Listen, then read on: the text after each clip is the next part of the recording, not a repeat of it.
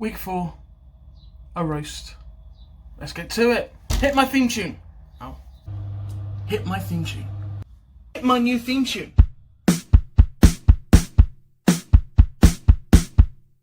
He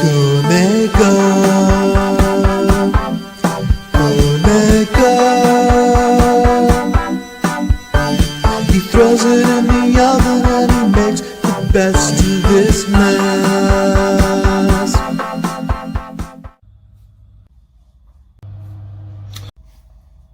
So, got to make a roast. Growing up in a Jewish household, our big roast day wasn't Sundays, it was Fridays, hence that TV show Friday Night Dinner. So I'm going to be doing a more Jewish style roast, which basically means no Yorkies. But we're still going to have broccoli, cauliflower, roast potatoes, gravy, and of course, lovely joint of beef. Right, potatoes peeled, chopped up, sitting in a bowl of salted water. Next up, I'm going to rub some oil, pepper and salt into this lovely bit of beef. I'm then going to sear it on this frying pan, just about 2 minutes each side, locking all those juices.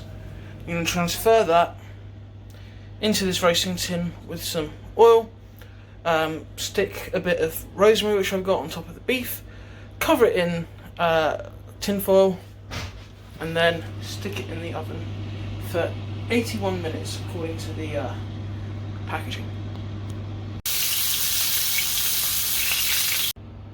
Look at that lovely searing, rosemary on top. And there's the beef in the oven.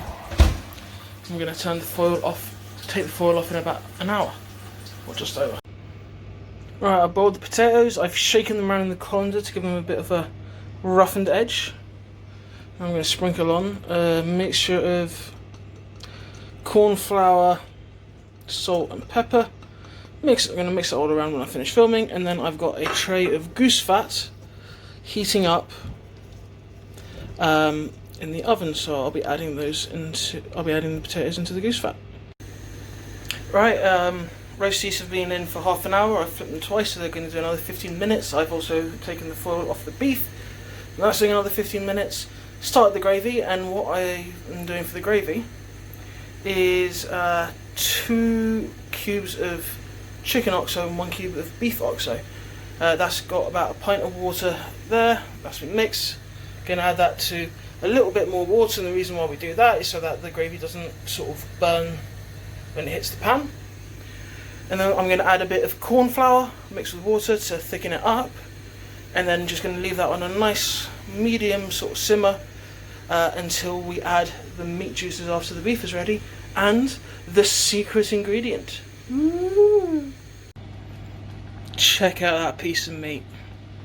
Right, I'm going to move that onto a chopping board, let it rest for 10 minutes. Start boiling those, steaming those, pull the juices from there into there, add the special ingredient, and then in about 10 minutes we're going to be ready to go. Now I know this sounds crazy, but you know what the secret ingredient is for the gravy? It's a Samuel family recipe. A splash of Kahlua. Trust me, it works. It adds a little bit of sweetness, a bit of darkness, a bit of complexity into the gravy, and it tastes amazing. Look how amazing those roasties look.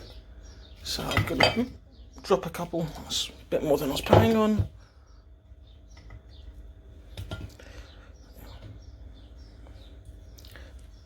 Got the roasties, broccoli, the cauliflower. Now for the main event. Look at that. It's just perfectly pink and juicy in the middle. Oh, nice crispy outside, as in, seared, and then that is so juicy. Look at that all running out. Oh, cannot wait to eat this. Honestly, this is the first roast I've ever made, and it just smells incredible. The gravy, I've tasted the gravy, and I swear down, if it was legally allowed to marry a gravy, I would marry this gravy. Only one thing left to do now. Cheers. Oh my god. Oh my god. Honestly, I'm so glad that my taste has come back from the Rona, because that's amazing. Like, that's amazing. Again, this is my first ever roast. If I'd have known it was this easy and this tasty, I would have been roasting for years. That's amazing. I'm going to go eat this. The video might be a bit late because I'm going to be enjoying this too much. Thanks as always, Kevin Calloway and the Bonk Juicer Orchestra. Cheers. I'm going to enjoy this amazing roast. Bye.